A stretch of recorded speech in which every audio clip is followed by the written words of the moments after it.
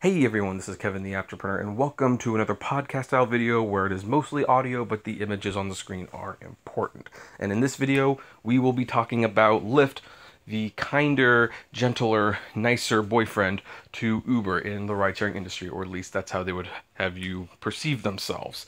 Now then, why are we talking about Lyft? Well, Lyft, because they are nicer and more generous than Uber, recently decided that they wanted to be more transparent about what they were taking out of the driver's earnings. They said, hey, you know what? Uber makes you jump through hoops to understand what we're getting out of the ride and what you're getting. We're going to do away with that. We are just going to let you see what you make and what we receive from our upfront pricing. And you know what? That would normally be commendable. That would normally be very, very, very commendable.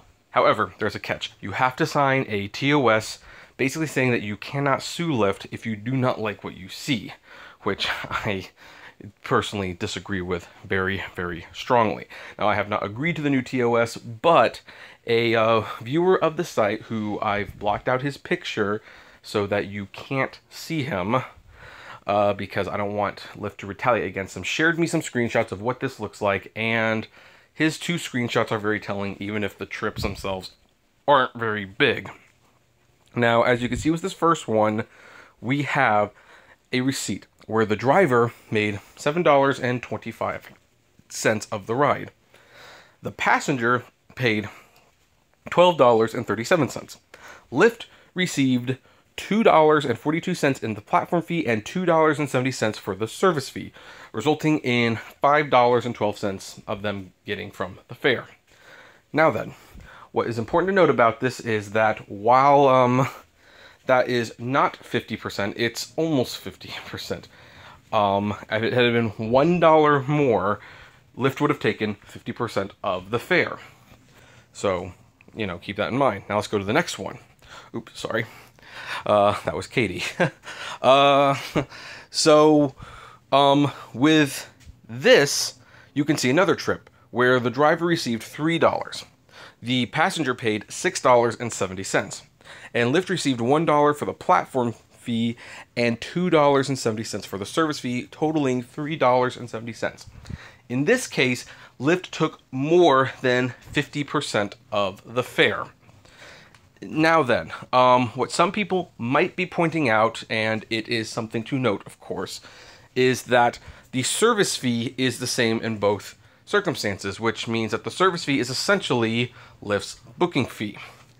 And we never get any of that anyway, and that is true. That is true. However, what can be gleaned from this is that in both cases, Lyft either took almost half of the fare or more than half of the fare. And that is what drivers are starting to really hate. Drivers don't like that Lyft and Uber take more than half. Heck, the original agreement was 20%.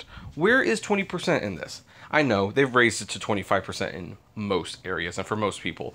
But then where's 25% in this? 25% is a fair amount to pay. And in fact, if Uber, Lyft really are payment services, I have never had a payment service that has taken more than 10%. Most of the time they take 5%. I think PayPal takes 8%, but you see what I'm getting at. This, 50% should not even be in the ballpark for me. Nah, sorry, I'm just laughing at how ridiculous this is. So, I want to point out to Lyft and to Uber, of course, but in this case, Lyft, because, we're using their math. Lyft, you are not spending your time driving the passenger around. The driver is. Lyft, you are not owning the cars or paying for the upkeep. The driver is. Lyft, you are not buying the gas. The $3.50 a gallon, at least where I live, gas to drive the passengers around. The driver is. All Lyft, you are essentially Facebook. You are connecting people to other people, and Facebook, Twitter, and all these other companies that do that figured out how to make their services for free. Now, I don't want to go so far as to say you have to be free. I understand why you can't, but, well, 50%, man. 50% and you're not even doing anything. Not really. You aren't even providing the insurance. Oh yes, Lyft has an insurance. I am well aware of this. But the insurance is mainly for the passenger. And if they decide to help the driver, there is a $2,500 deductible. So people who drive for Lyft need to keep that in mind. If you get into a car accident, you better hope you have $2,500 to pay for any damages.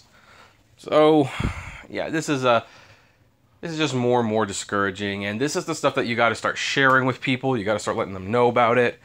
You got to keep this well in mind, because this is the stuff that gets people upset. There is no reason for you to be doing this and not even getting half of your earnings. You should be getting 80% of your earnings. Period. Heck, I'm actually coming to the conclusion that the service fee, that should be included as part of the 20% Lyft takes. It really should be. But I guess we'll just have to see what happens. I don't expect them to change a lot on their own. I mean, we just gotta keep doing what we're doing, I guess. But what do you guys think? Are you surprised that Lyft is taking 50%, sometimes more? Will you keep driving for Lyft? Have you stopped already?